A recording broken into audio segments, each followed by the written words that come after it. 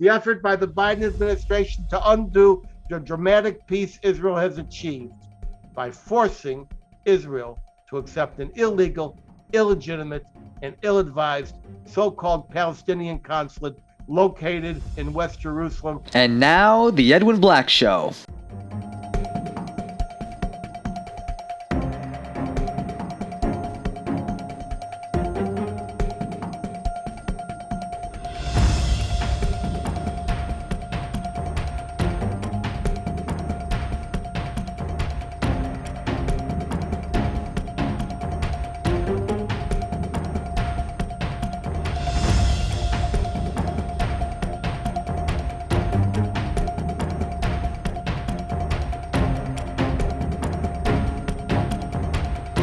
Sponsored by the books of Edwin Black, available on Amazon and at booksellers worldwide.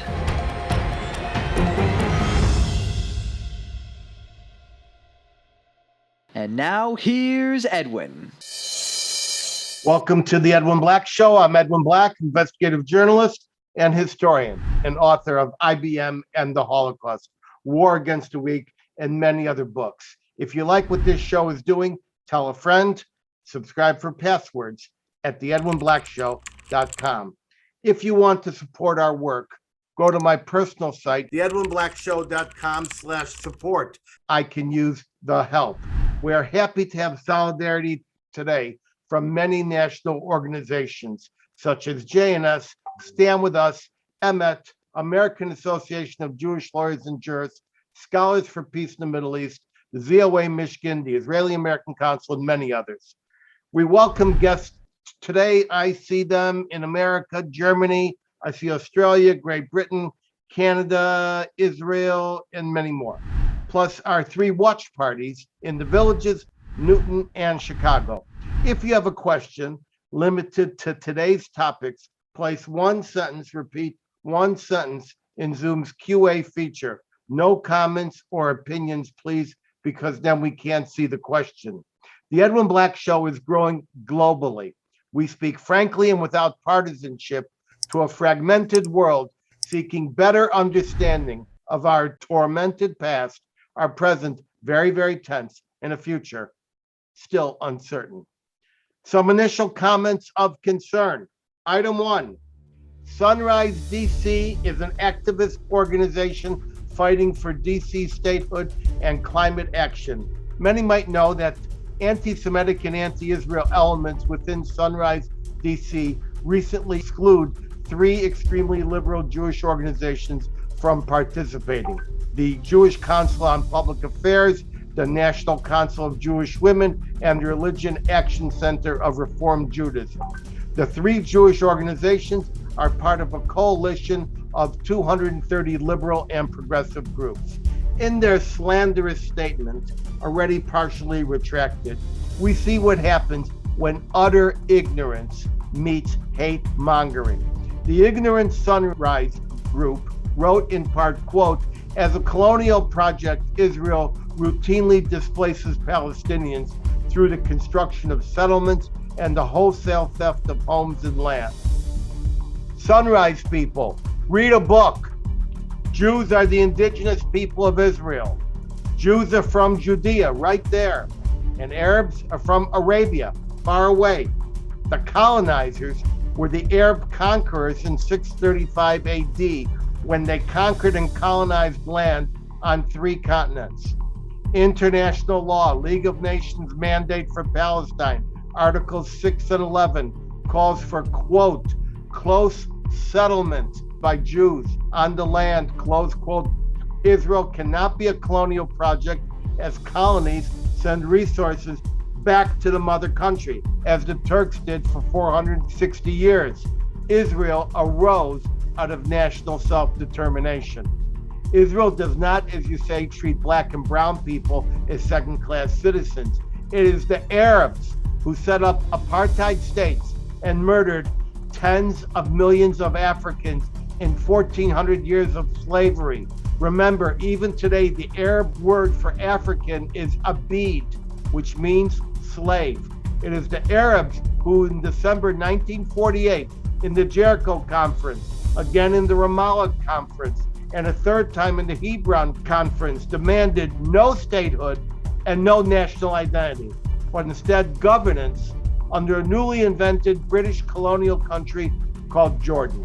Remember, for most of the 20th century, the whole world knew that Palestinians were Jewish Zionists until in 1964, when the Arabs, under the guidance of the KGB, expropriated the name Palestinian for Arabs. This after denying for generations that the land of Palestine even existed, because of course it was known as a Jewish national land. A few weeks ago, I offered a $100 bill to the first person in the world who could show me just one photo, headline, or document before 1964 that identified Arabs as Palestinians as opposed to Jews as Palestinians. Take my money. Just one photo of one organization or undertaking. Sunrise people, read a book and get informed. Until then, please stop your defamations. Item number 2.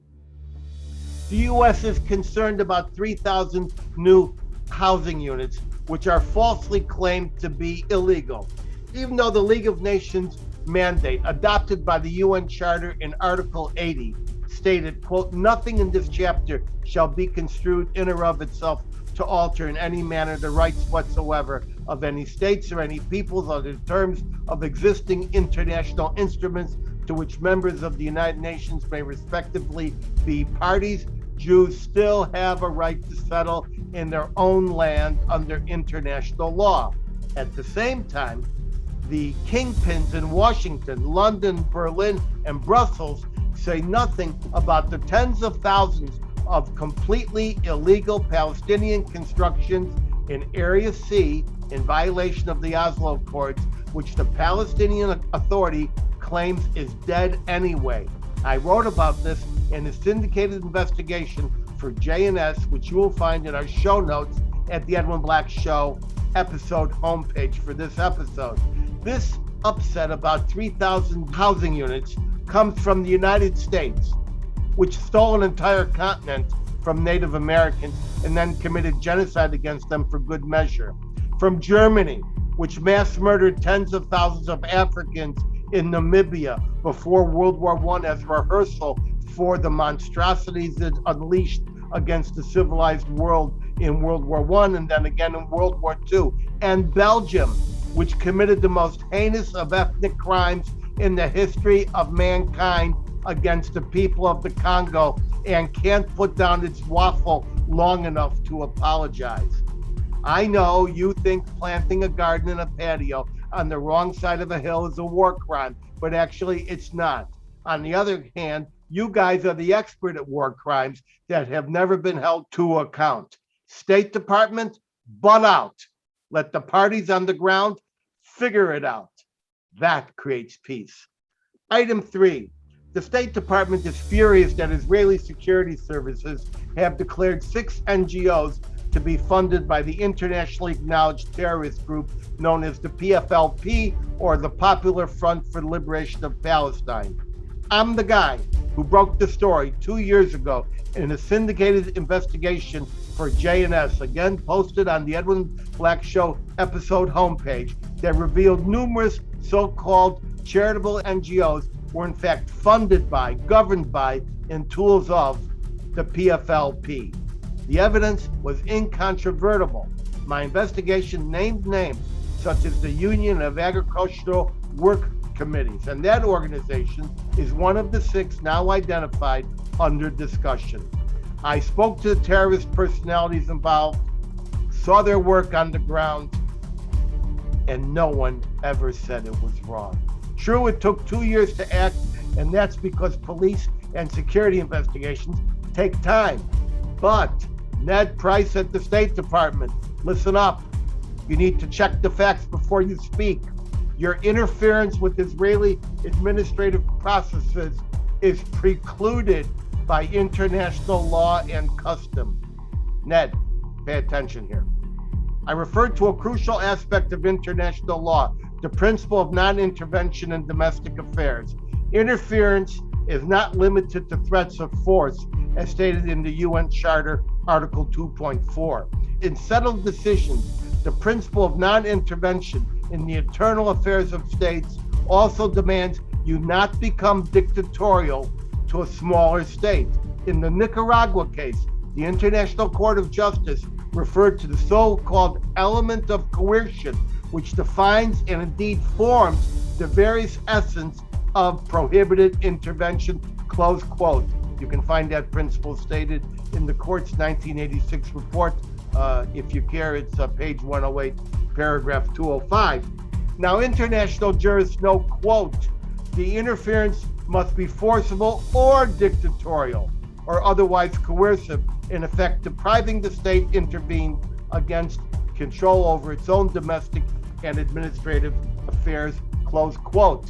The Friendly Relations Declaration, that is UN General Assembly Resolution 2625, requires strict observance by states of, quote, the obligation not to intervene in the affairs of any other state, an essential condition to ensure that nations live together in peace with one another, since the practice of any form of intervention not only violates the spirit and letter of the UN Charter, but threatens international peace and security, close quote. Similarly, General Assembly Resolution 2131, entitled Declaration on the Inadmissibility of Intervention in the Domestic Affairs of States, demands that you, Ned Price, desist from pressuring Israel over policing its NGOs.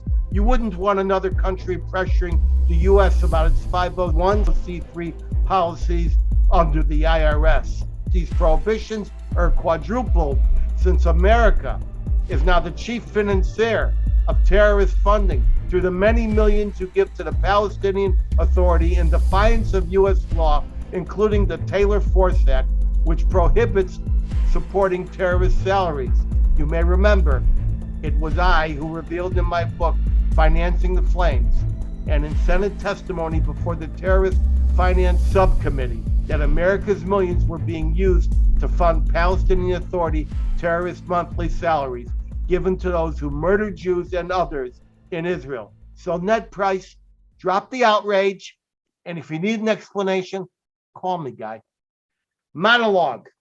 Now to today's real topic, the effort by the Biden administration to undo the dramatic peace Israel has achieved by forcing Israel to accept an illegal, illegitimate, and ill-advised so-called Palestinian consulate located just down the street in West Jerusalem, right around the corner from the Waldorf Astoria Hotel. That facility was originally set up in 1844 under the Turks and functioned as a consulate until Donald Trump finally obeyed American law, the Jerusalem Embassy Act, and moved the embassy from Tel Aviv to a hilltop in Jerusalem, with the old Turkish era facility becoming a now shuttered annex.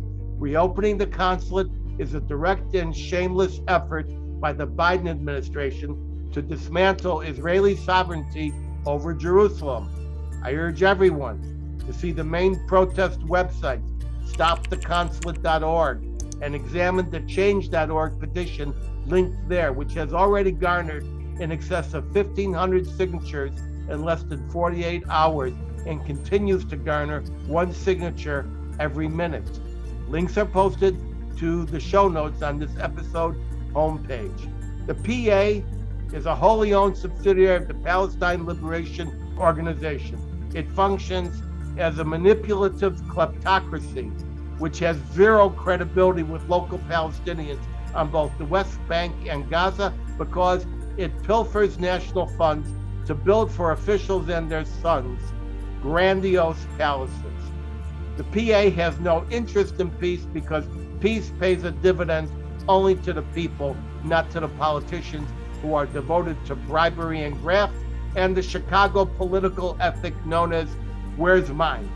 The PA, created by the Oslo Accords, says Oslo is now dead and retains credibility only with deluded partisans in the Biden administration and analogous ranks within the EU.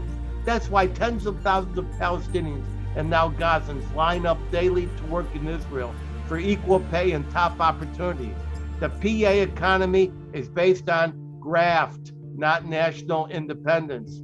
If the delusion of the PA is a peace partner must persist, a liaison office can easily be set up in the neighborhood of Abu Dis, already planned as the Palestinian future capital, just across from the Jerusalem city line, a mere 2 kilometers from Al-Aqsa.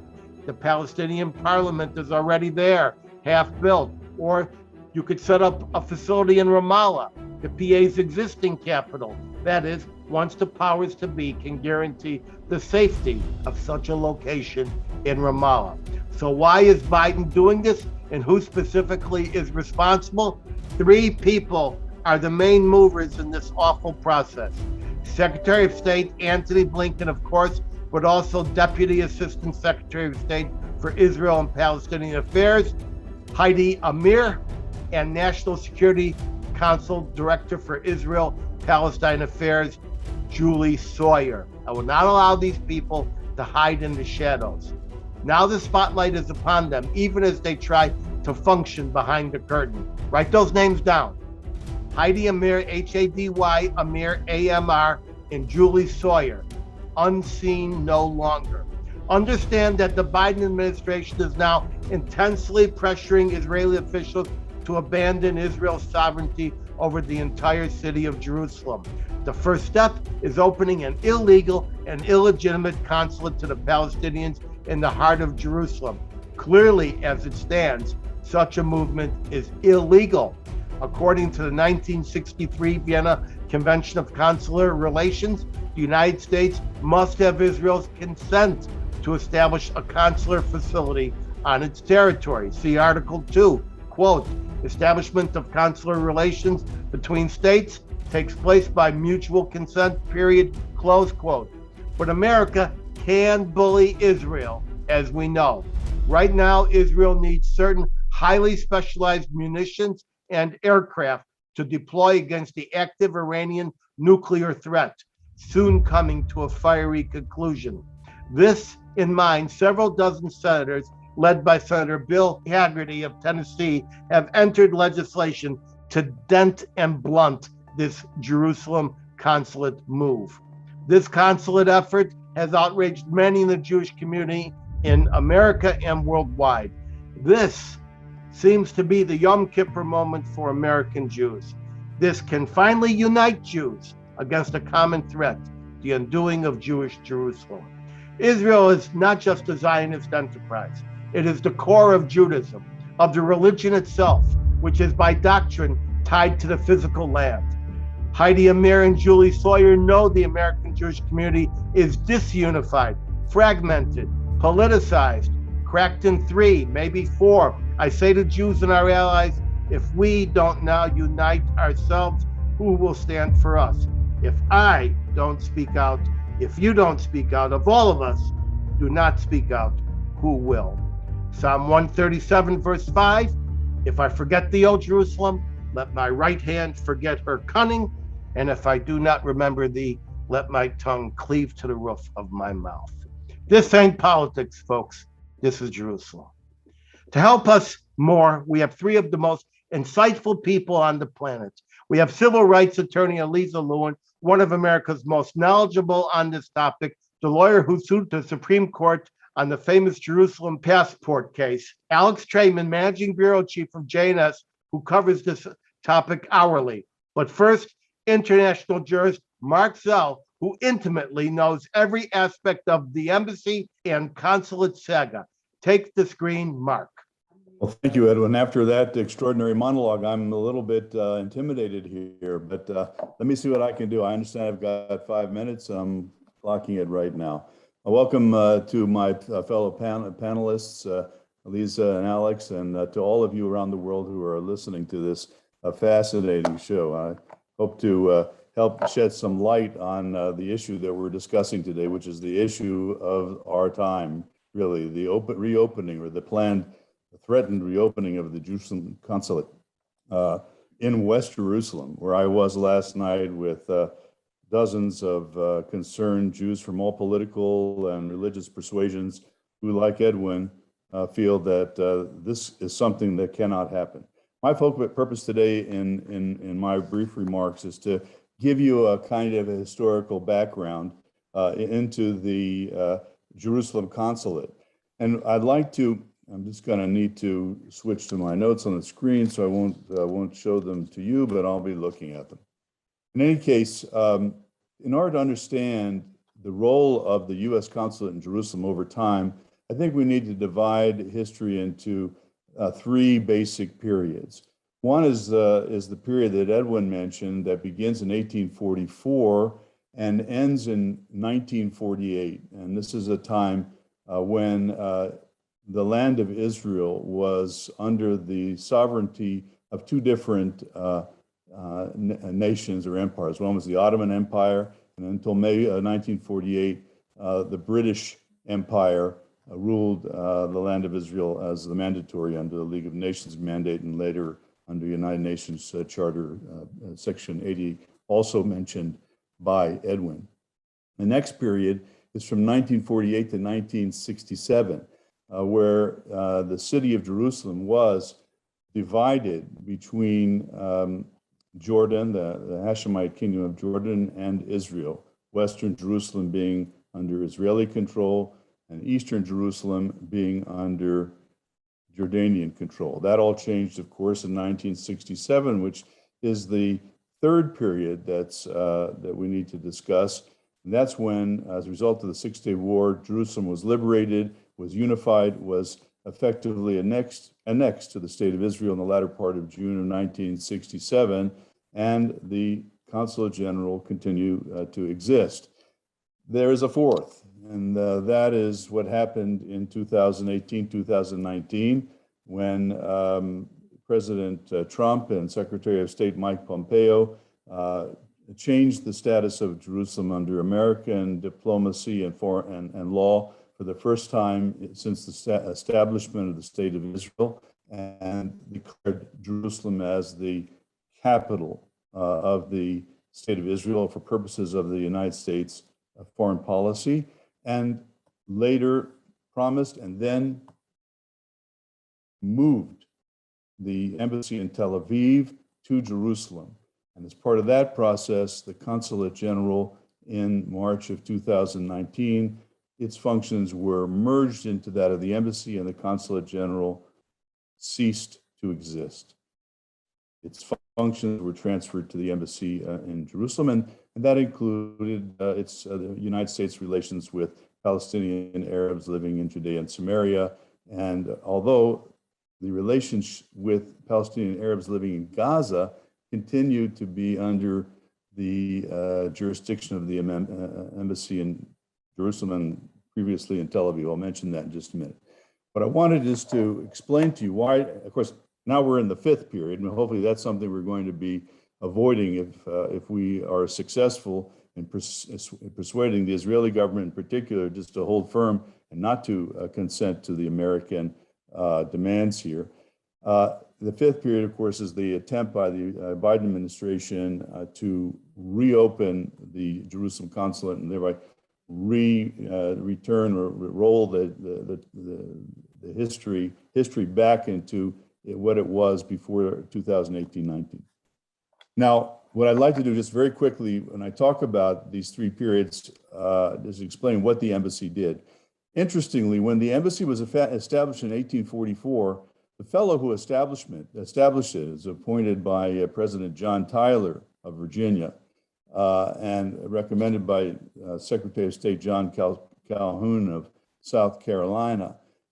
What they did at that time, the guy that created this was a fellow named Warder Cresson, who was born a Quaker, became a Mormon, and in the latter years of his life, after 1848, converted to Judaism. And he was called what was known then as a restorationalist. This was a movement that was prevalent among American Christian Protestant denominations, headed by none other than Professor George Bush of Dartmouth College and New York University, a distant relative of the Bush presidents in our time.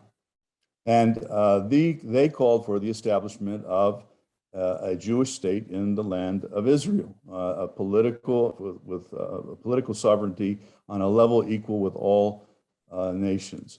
Warren Cresson was considered somewhat of a freak at the time. And when he went back to the United States and tried to convince, in 1848 on a temporary visit, to convince everybody about his ideas, his family and others tried him for insanity in the courts of, for a sheriff's court in Philadelphia.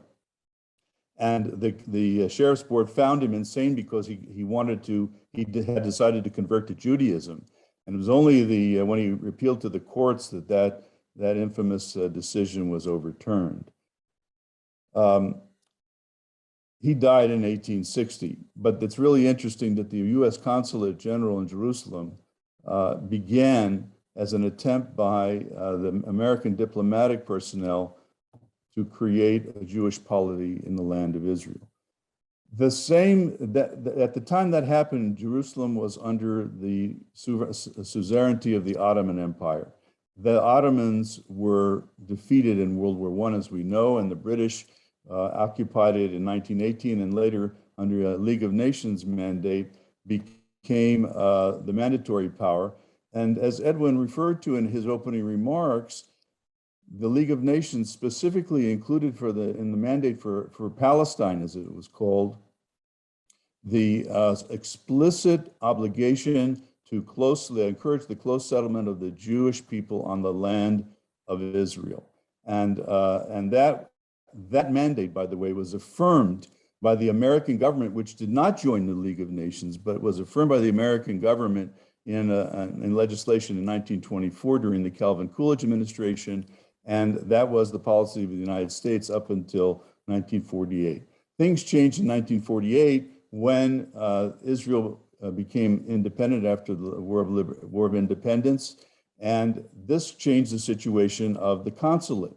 The consulate now found itself, one of its offices, which we were at across from last night on Agron Street in Western Jerusalem, as Edwin said, near the Waldorf Astoria and the David Citadel and the King David Hotel. That building, which was occupied by the U.S. government since 1912, remained in Western Jerusalem. 4 years later, the United States government opened an annex of that consulate in Eastern Jerusalem, Nablus Road, which functioned until 2010. Now, during this period of time, this consulate general did not report any Israeli ambassador. It reported directly to the State Department, as it had been doing since 1844, before there was a state of Israel. So that's an important thing to remember. And it was serving both Americans and non-Americans, Palestinian Arabs and others living within the Jerusalem district. What's important about this time is, during this period of time, the United States State Department took the position in accordance with UN General Assembly 181, the famous November 29, 1947 resolution, which recommended that Jerusalem not be under the sovereignty of any particular state, Arab or Jewish, and become an international city, a corpus separatum, they called it, to use some fancy Latin expression. And that was the position of the American government from 1948 to 1967, and frankly, as a legal matter, even until 2018, that Jerusalem didn't belong to anybody. It has to be, its status has to be negotiated at some point. It's an international city, and therefore the United States maintained a consulate general there. After 67, when Israel reunified Jerusalem, this brings us to the next period. After 67, when the 66-day war, when Jerusalem was unified, then you had Israel in control of both the eastern and western parts of Jerusalem. But the Consulate General had its offices, one in Agron Street in Western Jerusalem and the other one in Eastern Jerusalem on Nablus Road. And because it was there since from time immemorial, basically, it remained there.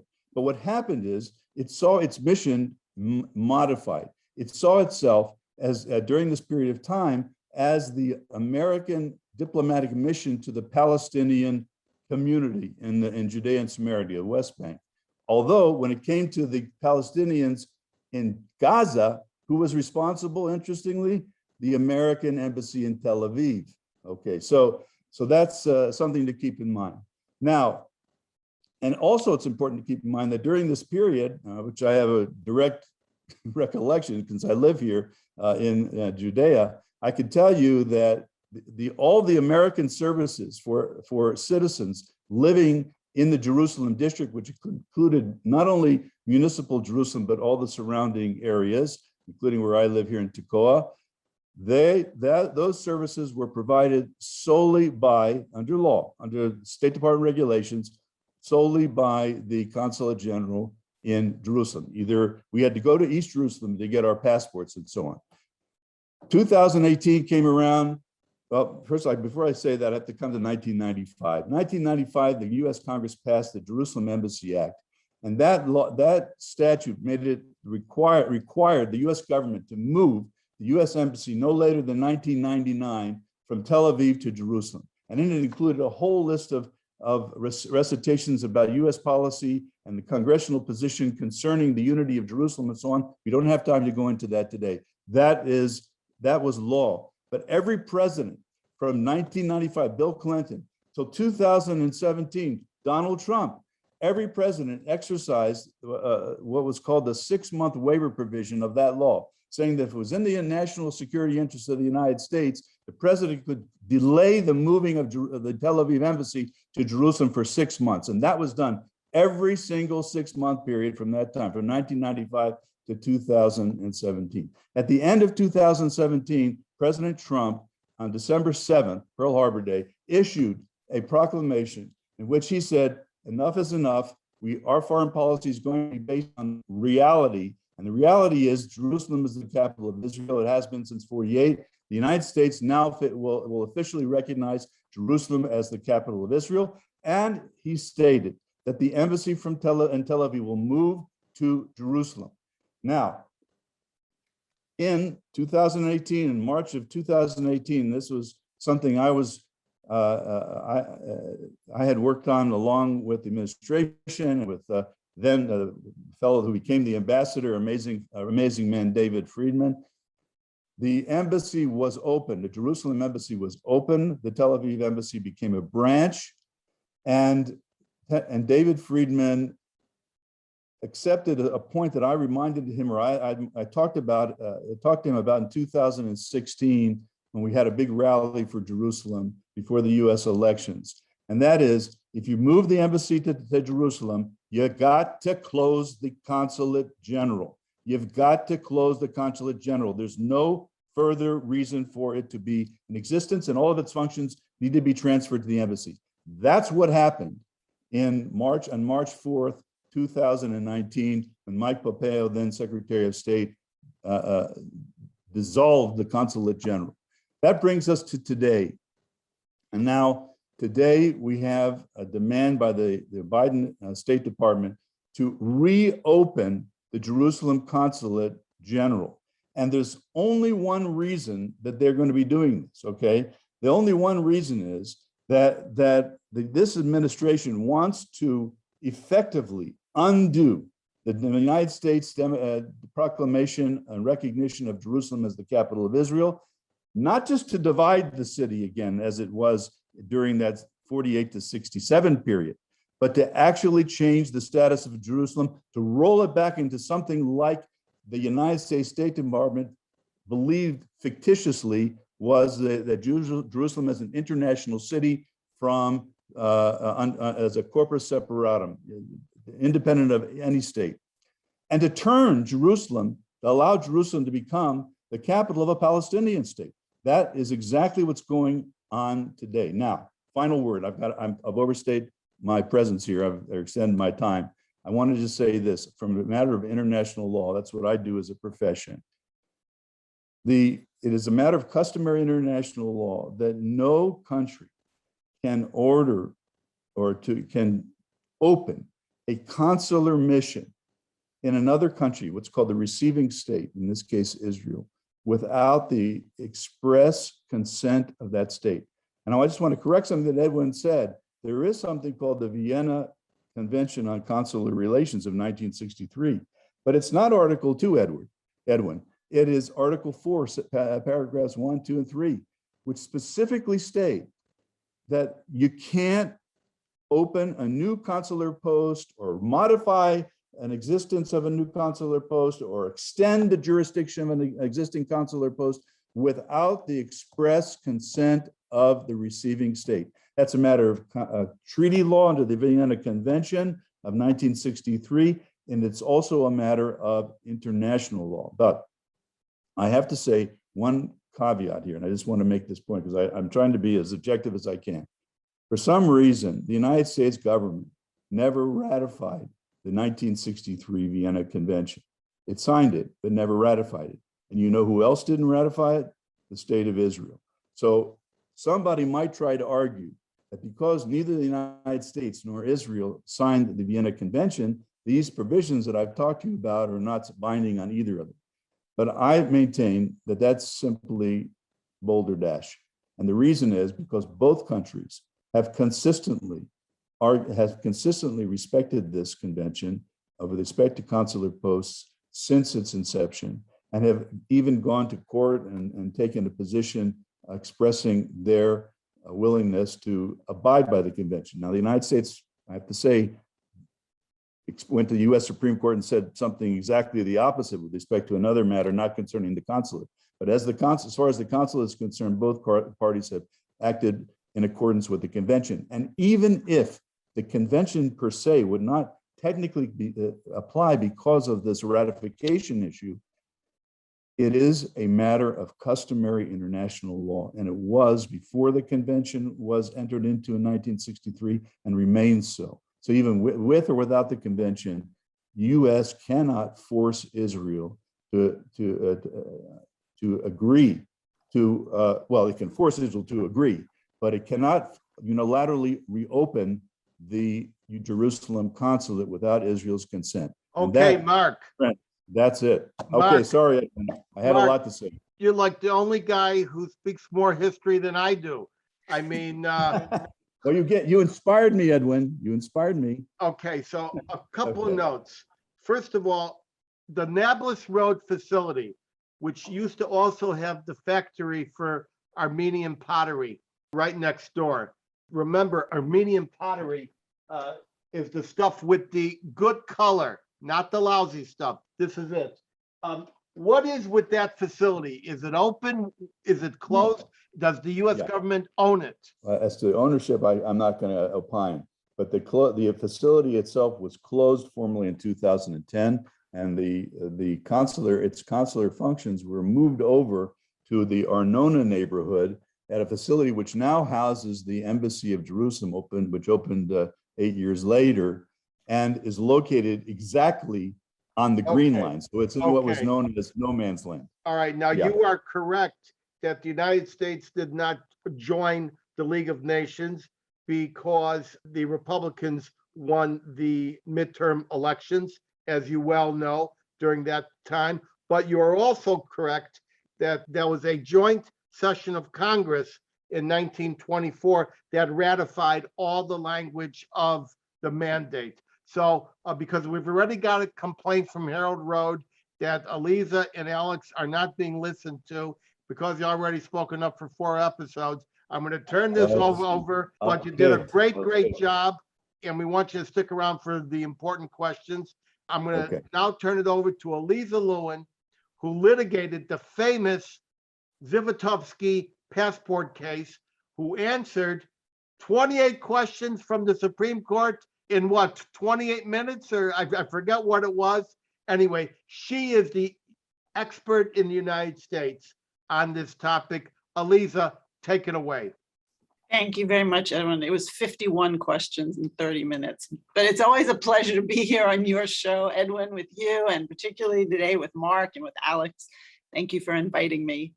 So I just have to say that when I talk to people about this issue in terms of the Jerusalem consulate, the people who think that this is not a big deal universally are people who do not understand what America's policy has been. They don't understand the history. They don't understand what America's position has been, and they are just flat out wrong.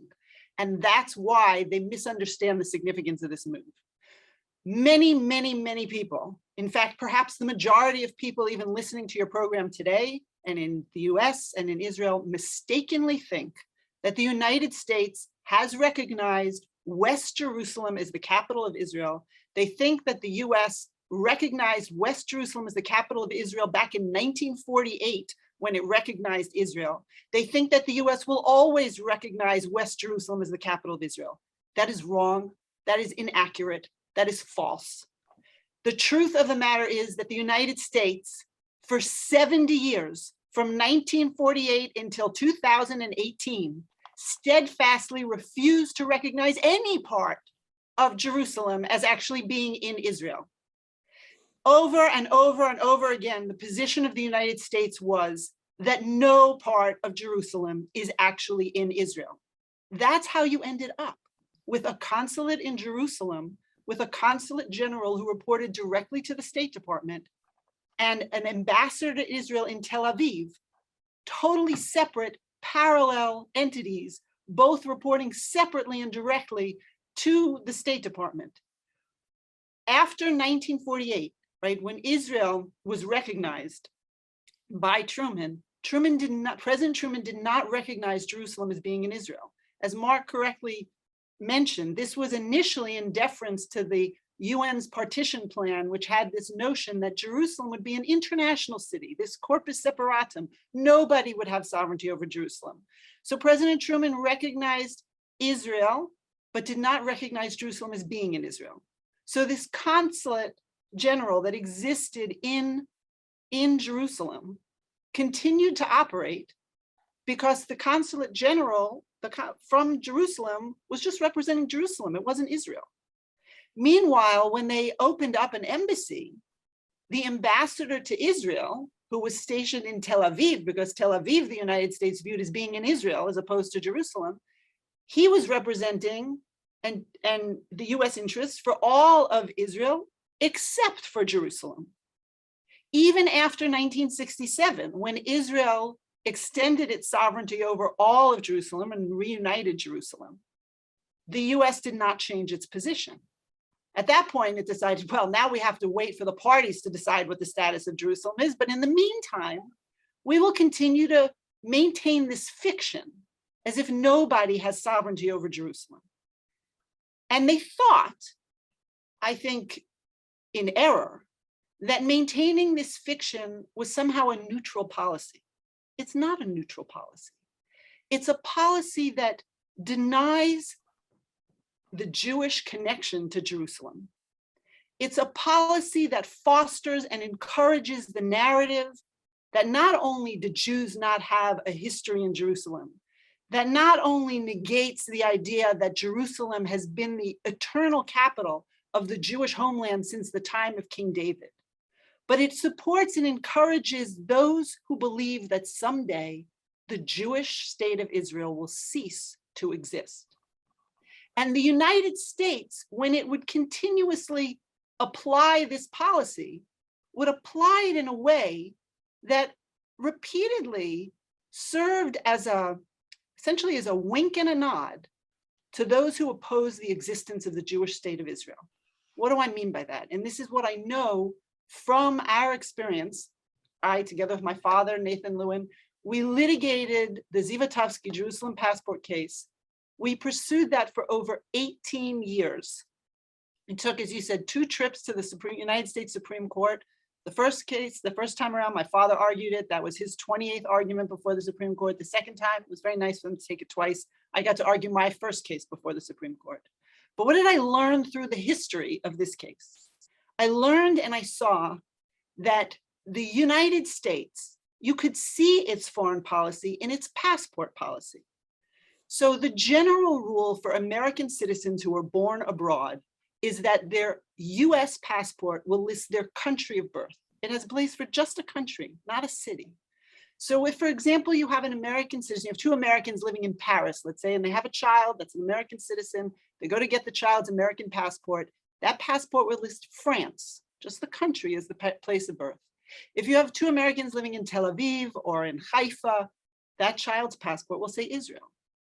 But if the child was born in Jerusalem, the United States refused to allow those individuals to list their place of birth on their passport as Israel. because the United States refused to recognize Jerusalem, even West Jerusalem, which had been under Israel's sovereignty since 1948. They refused to recognize any part of Jerusalem as being in Israel. So what would they do? They would have those citizens put Jerusalem on their passport instead of Israel. But that's not where the policy ended. Because if you had citizens born in Haifa, let's say, so you had an Arab American citizen born in Haifa who opposed the existence of the state of Israel. So he didn't want Israel listed on his passport. The United States would acquiesce and would agree to take Israel off the passport. They would remove Israel from the passport. And instead, even though the rule is that you have to have a country birth, they would allow them to put the city instead and list Haifa instead of Israel. So you want to pretend that that Haifa is not in Israel? We'll agree. We'll let you do that. They'd go further than that. If there were citizens born before 1948 anywhere in Israel, you could be born in Tel Aviv, Haifa, Beersheba. If you were born before 1948 and you requested, the State Department to this day will agree to list Palestine as your place of birth, as if the country of Israel was never created. That is a unique exception applied only to people born in the area considered the land of Israel. For everyone else in the world, you have to list the current sovereign. My friends and people on this call may know Eugene Kantorovich. Eugene was born in Kiev when it was part of the USSR. Because of this rule, his passport says he's born in Ukraine. He doesn't feel Ukrainian, but as far as the American policy is concerned, Ukraine is what gets listed on his passport.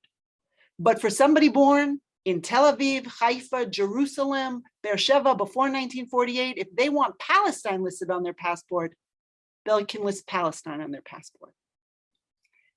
In 2016, President Barack Obama delivered the eulogy for Shimon Peres on Mount Herzl in Jerusalem. Mount Herzl is the National Cemetery of Israel. It's like Arlington Cemetery for the United States. It is in an area of Jerusalem that has been under Israel's control since 1948. This is now in 2016, when the White House issued a copy of President Obama's eulogy. It initially included a tagline that said, Mount Herzl, Jerusalem, Israel. Hours later, the White House issued a corrected version of the president's remarks. You want to know what the correction was? There was one word correction, not even a word, a line. It was a line strike through the word Israel. Why? Because the US government realized they made a mistake. The formal policy of the United States as recently as 2016 was that Mount Herzl, the National Cemetery of Israel in West Jerusalem, is not Israel. It's not part of Israel. We have to cross that out. And if you look now and you go to try and find those remarks, you'll see it just says Mount Herzl, Jerusalem. This policy was changed, okay, the recognition of Jerusalem when President Trump recognized Jerusalem as the capital of Israel. He didn't just recognize Jerusalem as the capital, he actually recognized that Jerusalem's in Israel. And when he did that, he was very cautious. He didn't want to preclude the parties from negotiating some peace arrangement and peace agreement. So he said, look, you can determine in the future, if you want to decide about borders and boundaries, go ahead. But the only way you're going to ever reach peace is if you are ready to acknowledge that there will always be a Jewish Jerusalem. There will always be a Jerusalem that is the capital of the Jewish state of Israel. That's a fact. And the only way you will get to peace is if you recognize that simple, plain fact. And so what he did then is he not only recognized Jerusalem as the capital of Israel, he moved the embassy from Tel Aviv to Jerusalem. And he put all the services that were being provided by the consulate under the auspices of the embassy. So there is no practical purpose now to open up a consulate in Jerusalem because all the people who were getting those services from the consulate are getting those services today from the embassy. And even the diplomatic services that were being provided by the consulate are now being provided by the Palestinian Affairs Unit under the auspices of the US Embassy to Israel. If you want to make these services more convenient to Palestinians, put it in Ramallah. Put it near the seat of the government with the government officials that you're going to end up having to meet with. The people who can make it to the embassy for the services, they make it to the embassy. They don't need a consulate in Jerusalem. For people who it's not easily accessible to be able to make it to the embassy in Jerusalem, put it in Ramallah. There's no reason to put it in Jerusalem. The only reason to put it in Jerusalem is to challenge Israel's sovereignty over the city, to demonstrate that the US is once again returning and trying to resurrect this fiction, this pretend absurd notion that Jerusalem is not Israel, that Jerusalem is an international city. Because what would happen if you allow a consulate to Jerusalem? There's no other city in the world where a country allows diplomatic missions to multiple entities to be in its city, right? The only reason for doing that in Jerusalem would be to announce to the world, Jerusalem doesn't belong to Israel. Jerusalem is this international city. You can put your embassy to Israel and your embassy to Palestine in Jerusalem. And that's what all the countries will do, because Jerusalem won't be Israel. How can any Jew accept that? Jerusalem is our heart. It's our soul. It is what Jews have yearned and prayed for centuries. There is no Jew that could accept the notion that Jerusalem is not Israel, that Jerusalem is not part of our homeland. That's why this is so significant. And that's why you have heard people now crying out and opposing this move. Because now that the United States has formally recognized that Jerusalem is a part of Israel, now it's not time for the US to go backwards. In fact, what we should be seeing is people in the US demanding that other countries recognize Jerusalem as being in Israel. What we need now is for the Jewish communal leaders to step up and stand up and make clear that you cannot separate and divide Jerusalem from the Jewish people. You cannot separate and deny Jewish sovereignty over Jerusalem. That is a red line that we will not cross. All right, Alyza, you've given us a dramatic and inspiring portrayal of what the issue is. And between you and Marc Zell, this is going to be quite a document.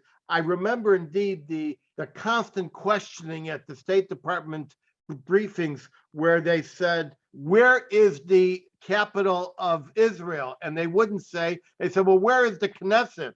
And they wouldn't say. And then the State Department went across during your lawsuit and sanitized numerous websites. And by the way, all you people out there who are sending messages to me, bravo, Alyza, Alyza for Supreme Court. I get the message. Alyza, get a map. You're going to have to learn to get to the Supreme Court. You'll be there one day soon. Okay, I'm going to turn this over now to a constant friend, a journalist. He's in Jerusalem. He's sitting at the heartbeat of Jewish journalism with JNS, the Jewish News Service. His name is Alex Traiman. He's a friend of mine. He covers this. He has been waiting patiently. And take it away, Alex. Thank you. Actually, reporting now from just about 300 yards from the embassy in Jerusalem. So coming to you, like you said, right from the source. And first of all, Edwin, Marc, Alyza, you gave so much history and you covered so many aspects of this move and why it's so important. Now, how was the consulate shuttered? As Marc referred to, Ambassador Friedman wisely folded this Palestinian consulate under the U.S. Embassy to Israel to make Palestinian affairs go under and through the United States ambassador to Israel. Now, when President Trump did not sign the waiver and essentially completed the Jerusalem Embassy Act of 1995, which was passed in the Senate by a vote of 93-5 and in the House by 374-37, two things had to happen. First was that the consulate, the embassy that was in Tel Aviv had to move to Jerusalem.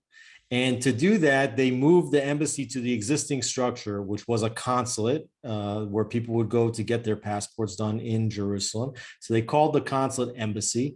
And then there was one other major facility, which was this consulate on a grown street.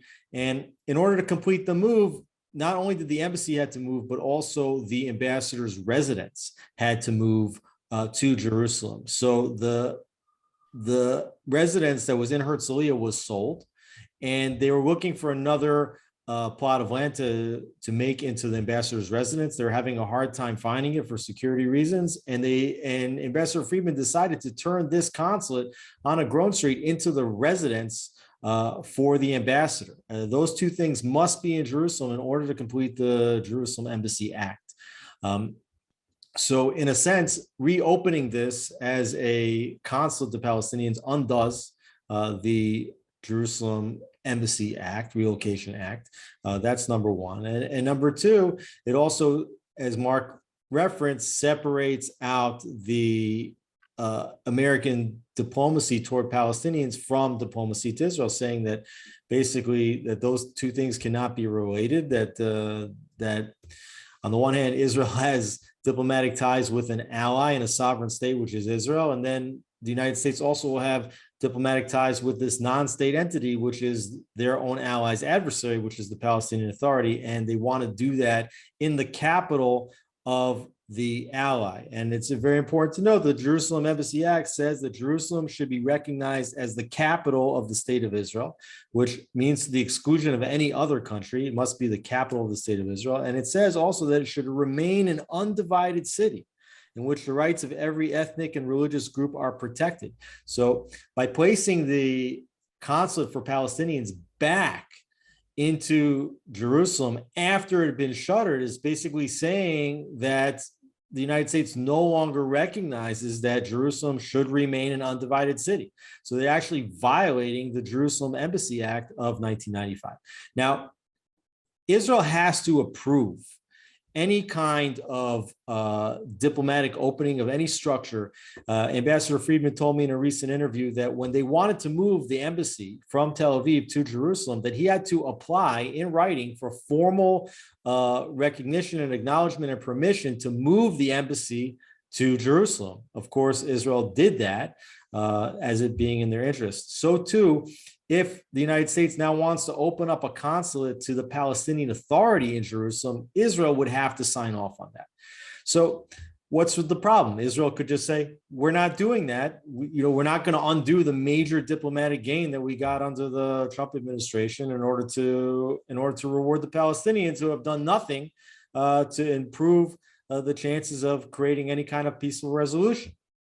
Israel could have just easily said no. When Antony Blinken came to Israel in May, he demanded that Prime Minister Netanyahu reopen the consulate. Prime Minister Netanyahu said respectfully, no, we're not going to do that. Shortly after, as we know, Netanyahu was unable to form a government, and Naftali Bennett was able to become the prime minister through the mandate that was actually given to Yair Lapid, who's currently the alternate prime minister, will become prime minister in August of 2023, and is also the foreign minister. The agreement between Bennett and Lapid is that Bennett deals with the domestic issues, most notably Corona and security, and that the foreign policy matters are held and controlled by Lapid. Now, early on, Lapid went to Washington. He spoke with Antony Blinken, and Blinken said, we want to open up the consulate. Lapid says, no problem. It was there before. It can be there again. Now, why did Lapid do that? He didn't think it was such a big deal, but it goes to show you that he, A, didn't understand the dynamics of a coalition, which also relies on right-wing members of his own government, and B, that he didn't understand what the diplomatic losses would be for Israel if he would allow it. And he did allow it. And then, of course, word got out that he allowed it. It caused a bit of a ruckus in the coalition. And then when Bennett was asked if he would go along with it, he essentially asked Blinken to postpone the move of the reopening of the consulate until after the budget would pass. Now, the budget is going to be brought for a vote in approximately 2 weeks from now on the 14th of November. If Israel does not pass a budget, we'll be in elections. So instead of causing a crisis prior to the passage of this budget, Bennett has asked that the implementation of this move would be postponed by just a couple of weeks.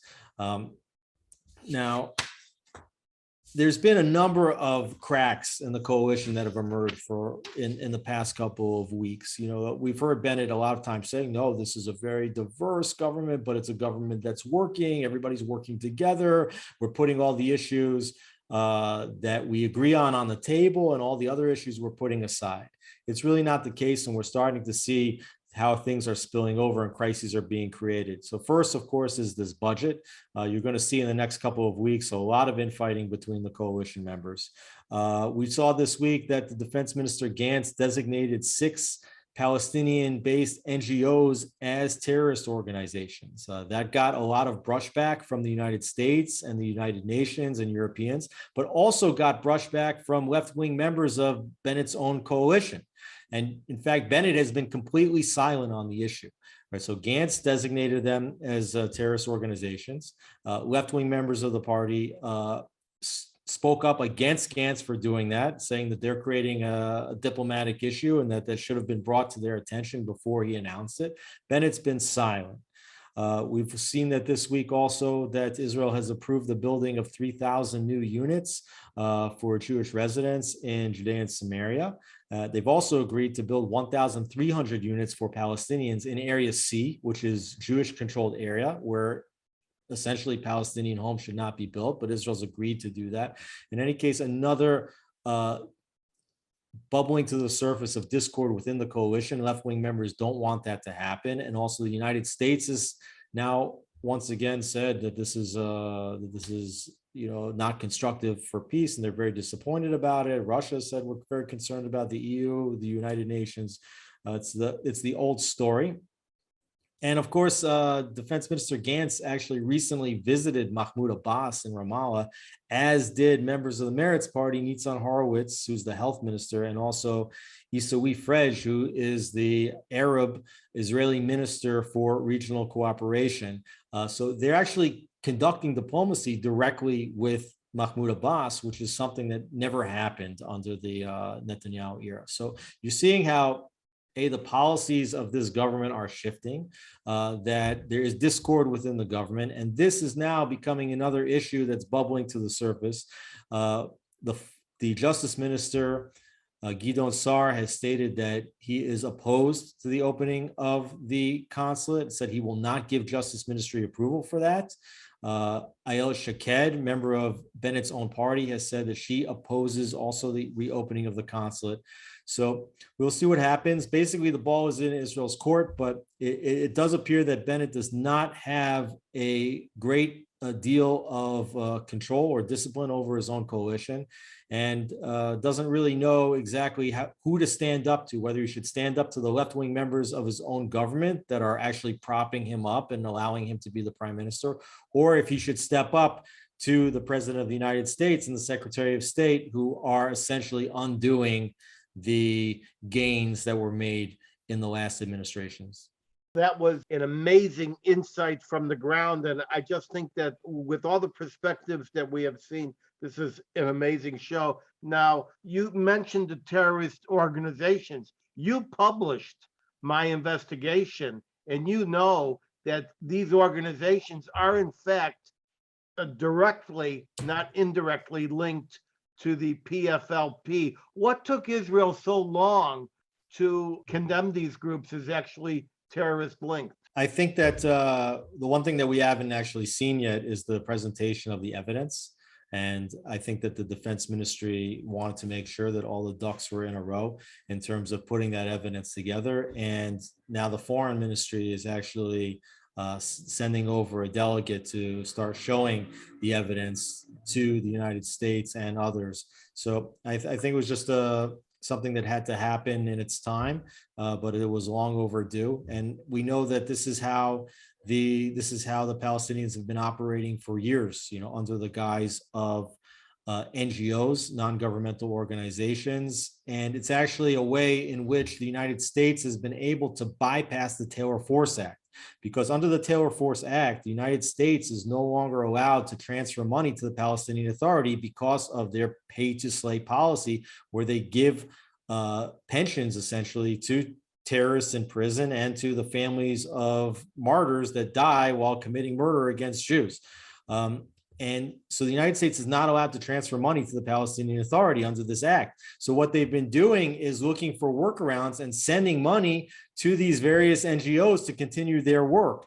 Now, it's very important to know also that the wars that the Palestinians fight against Israel are only partially wars that are fought with rockets. Okay, we saw that in May. The Palestinian Authority sent 4,000 rockets into Israeli population centers, but those rockets barely do any damage. They destroyed maybe a handful of houses. I think maybe, unfortunately, 3 or 4 people were killed, maybe 6 people were killed from these 4,000 rockets.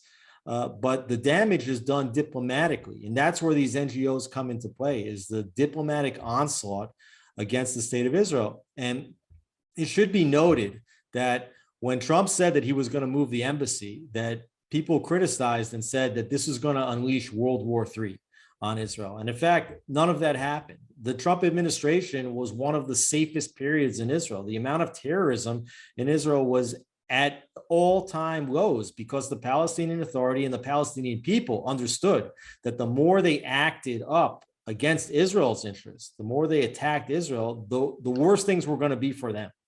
Now, the second the Biden administration came in, they said, we're going to reverse all the gains of the Trump administration. And what did you see? Did you see the Palestinians now say, hey, we're ready to come to the table and make peace? No, we saw the opposite. We see an increase in terror activity. Do you think that the Palestinians would have launched 4,000 rockets on Israel if President Trump was in the White House and there was going to be consequences for doing that? The Palestinian Authority understood that they would have a blank check to repair all damage that Israel would do in response to those rockets. And that is the reason why they felt comfortable to launch all those rockets at Israel.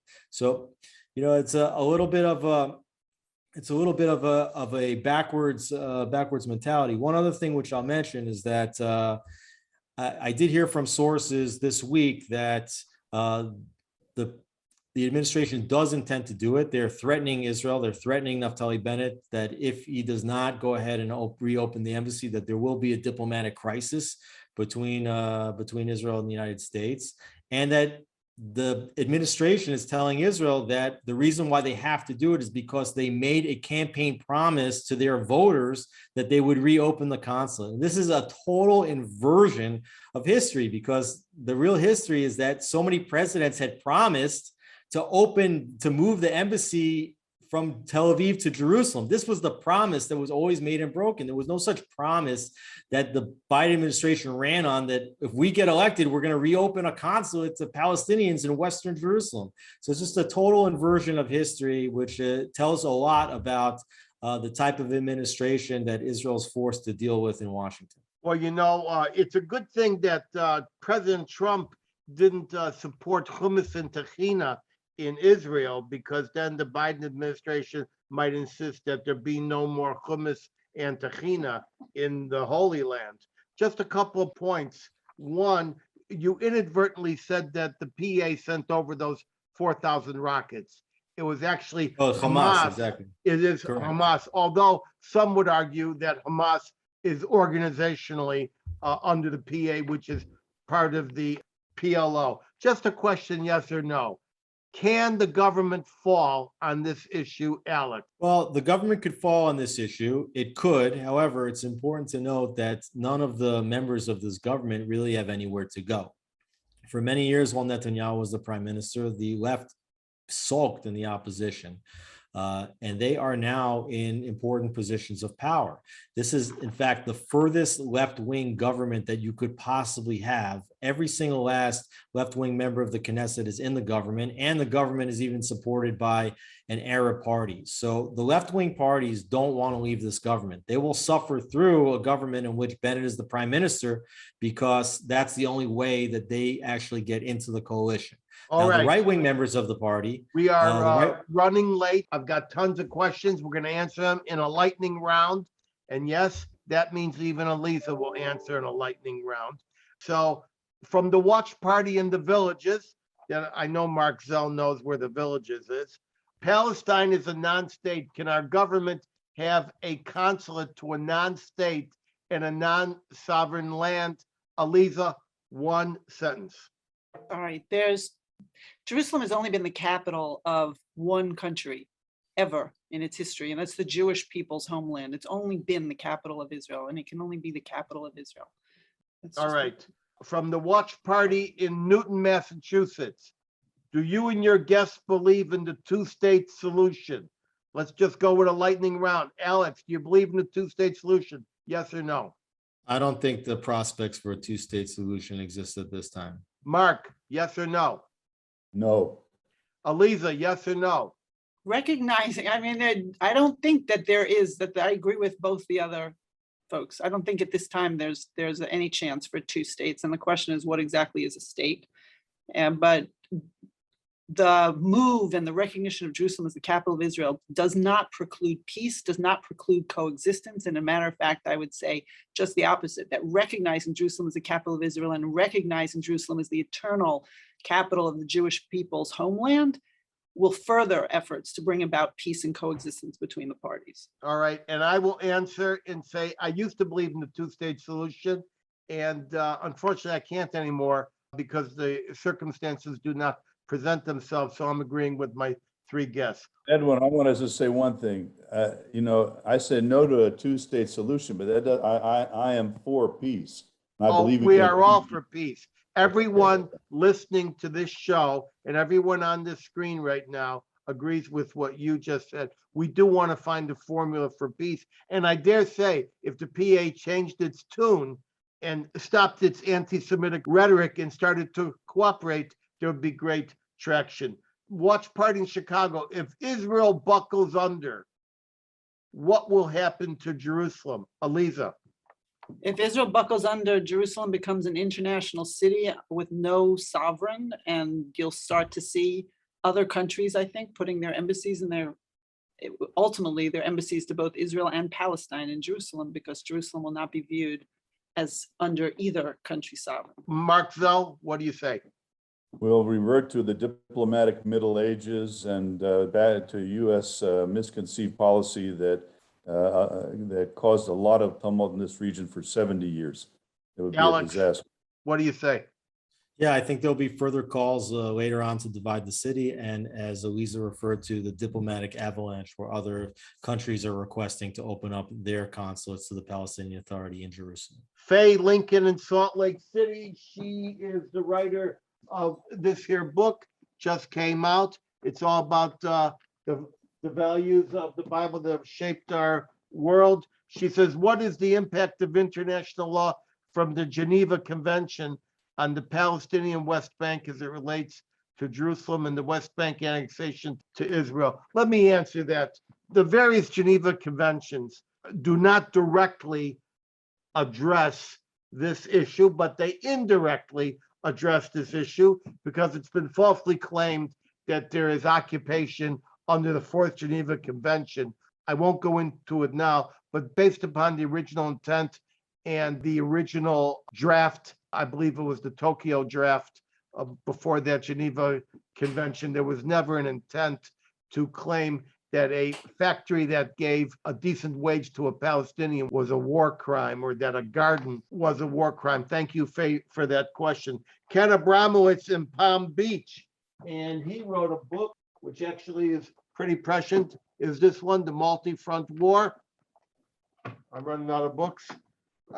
Ken Abramowitz says, why is the administration encouraging the division of Jerusalem and eventually establishment of a Palestinian state, which would then get invaded and taken over by Hamas, possibly the Muslim Brotherhood?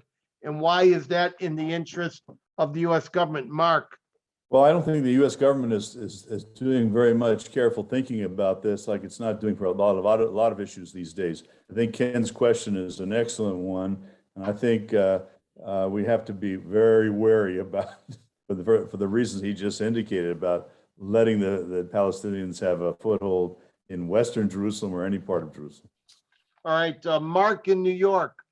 What can take the place of the Palestinian Authority? Alex. Let's say Palestinian Authority disappears and they take their castles with them. Well, the Palestinian Authority is a horrific kleptocracy that hasn't been doing anything for the Palestinian people. And if you understand the way Palestinians are actually organized, each city is basically made up of different tribes. It's very tribal. And what you need to do is Israel needs to work with the heads of the various tribes to govern their own local territories. So each city should have a strong mayor that Israel relates with. And ultimately, I think if Israel wants to be sovereign in this territory, it has to figure out a way to be sovereign over the entire land and to work with Palestinians that have the capabilities of maintaining peaceful relations with the Jewish state. Durwood in London. Hey, London, how's everything going there? Good. Does the Palestinian Authority really want peace, or is that against its interest? One sentence, Alex. The Palestinian Authority is a kleptocracy that gets its money from the international community in order to maintain a constant aggression against the state of Israel. No, they don't want peace because that would take away their whole business model. Mark. Yeah, I agree. I think when you talk to Palestinians, as I do frequently and even represent them, I mean, they have nothing good to say about the Palestinian Authority and Abu Mazen. They want them out of there quickly, and many of these people are ready to work with Israel in an appropriate framework. So yeah, I agree because with they that. can get a decent standard of living, they can live in peace, they can buy a car, they can send their kids to college. Alyza, in a sentence, a non-compound sentence, does the Palestinian Authority really want peace, or is that totally against its interest? I think that that there are many Palestinian people who do want peace, and they're being completely and totally disserviced by their leadership. And that's probably the biggest obstacle to peace is the Palestinian leadership. And that's what's preventing peace. And I agree with that. We have a question from Rita in Century City, and I'd like to go back to Century City. Is this all about sticking it to Donald Trump? Alex, in a word. Well, everything that Donald Trump did was wrong, according to this government. But I think that this government is actually, in the United States, is actually diminishing their own prestige and authority over the world. And they know that that creates a vacuum. And there's one country that could stand up and fill that vacuum, and that is the state of Israel. But the United States doesn't want that. And that is why they are operating against Israeli interests, because they do not want Israel to fill the vacuum that they themselves are creating. I just want to say, Edwin, in response to that I think, unfortunately, I think that there are plenty of people who are ready to talk about this and portray this in terms of a partisan divide. And I think that would be a huge mistake. Jerusalem is not, cannot, should never be a partisan issue. And it is essential for us to recognize that it doesn't matter who's president, it doesn't matter who's prime minister. Nobody should ever, as we say, be trying to suggest or do anything that fosters, feeds, and encourages the notion that Jerusalem is not the eternal capital of the Jewish homeland. And I think that what Alyza just said is so important in this petition that's going around, and in the remarks I'm getting, the many messages I'm getting Republicans, I'm getting Trump people, I'm getting Democrats, Biden supporters, independent, progressives, liberal. This is the Yom Kippur moment. When I say the Yom Kippur moment, I mean for Jews to come together. All right, look, Mark is tired, Alex is tired, it's late in Israel, and Alyza's got to go. So I'm going to wrap here because we're out of time. I thank my learned guests, Alyza Lewin, Marc Zell, and Alex Traiman. I'll see everyone here next week, 3 p.m. Eastern. You want to be a friend of the Edwin Black Show? Go to the edwinblackshow.com/support. If you're Jeff Bezos, just call me. I'm here for you. If you're George Soros, give Alex a call. Until then, head over to any Barnes & Noble in the U.S. or Amazon platform in 190 countries across this planet where you can find any of my 200 book editions, such as IBM and the Holocaust and War Against the Weak. You want an autographed copy? Hit my personal website, edwinblack.com, and click books. You can get passwords and access alerts to participate live in future shows at the edwinblackshow.com. You'll see a much enhanced and produced version of this show and prior episodes by subscribing to our YouTube channel at the Edwin Black Show. Click that notification button. Follow me at Edwin Black Book And yes, ladies and gentlemen, I am now zooming out.